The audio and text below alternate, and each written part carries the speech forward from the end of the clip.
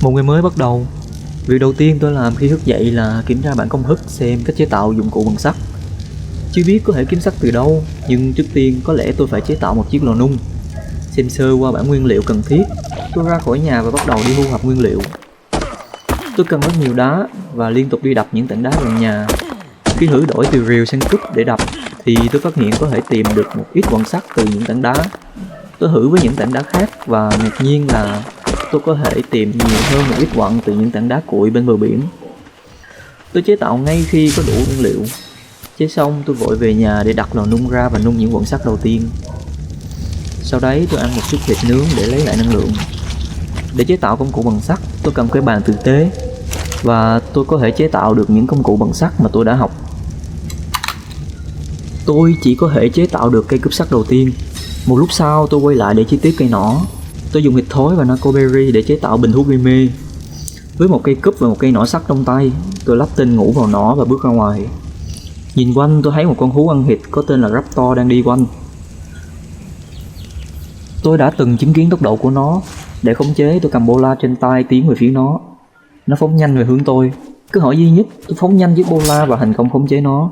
Tôi dùng cây nỏ sắt với mũi tên gây mê bên trong và bắn về phía nó. Sau một vài mũi tên nó đã gục xuống mê man. Tôi định dùng cúp sắt để kết liễu nó, nhưng hình như tôi có thể hùng há nó. Tôi thử bỏ thịt vào người nó và chờ đợi. Trong khi chờ đợi, tôi dạo quanh bờ biển và kiểm tra sức mạnh của cây cung. Nó thật mạnh. Tôi có thể săn mọi thứ bằng một cách dễ dàng. Sau một khoảng thời gian dài, tôi quay về vị trí con thú đang ngủ với cổ họng khát khô. Tôi chạy ra bờ biển làm một ngụm nước rồi quay trở lại. Có lẽ cũng sắp đến lúc nó tỉnh dậy bởi lượng hút mê ít nổi từ mũi tên. Vừa chấm dứt luồng suy nghĩ thì nó đã tỉnh dậy.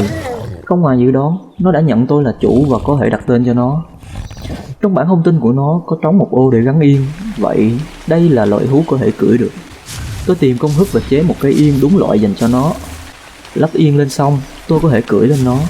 Nhưng với sức mạnh của những nguyên liệu trên người tôi làm cho nó không thể di chuyển.